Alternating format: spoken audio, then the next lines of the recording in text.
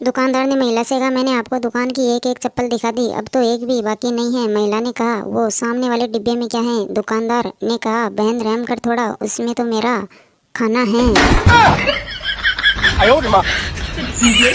Boyfriend ने अपनी girlfriend से कहा, यार पिछले महीने मेरा एक्सीडेंट हुआ और तुम मिलने ही नहीं आई। गर्लफ्रेंड ने अपने बॉयफ्रेंड से कहा, अरे मैं भूल गई थी, अब अगली बार होगा तब पक्का आऊंगी। बॉयफ्रेंड हुआ शॉक्ड। तीन पागल बेड पे सो रहे थे, तीनों को जगह कम पड़ रही थी। एक पागल उतर के नीचे सो गया। ऊपर से दूसरा उस पागल से बोला, ओए तू नीचे क्यों सो रहा है, ऊपर आजा, अब जगह हो गई है। सुनकर वो पागल भी अब पड़ गया सोच में। ननद, हेलो भाभी, राखी पहुंची या नहीं? आई हो तो मैं ही राखी पर आ जाऊंगी। दूसरे दिन, ननद, हेलो भाभी, हाँ दीदी पहुंच गई राखी। ननद, अरे मैंने इसलिए कॉल किया कि ये राखी कोरियर करना ही भूल गए।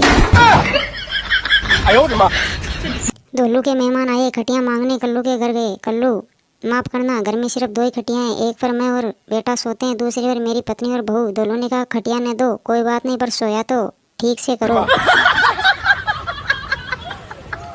पति अपनी पत्नी से बोला, किसी लेखक ने लिखा है कि पति को भी घर के मामलों में बोलने का हक होना चाहिए। पत्नी ने अपने पति से कहा, वो बेचारा भी देखो लिख ही पाया, बोल नहीं सका। सुनकर पति हुआ शॉक्ड।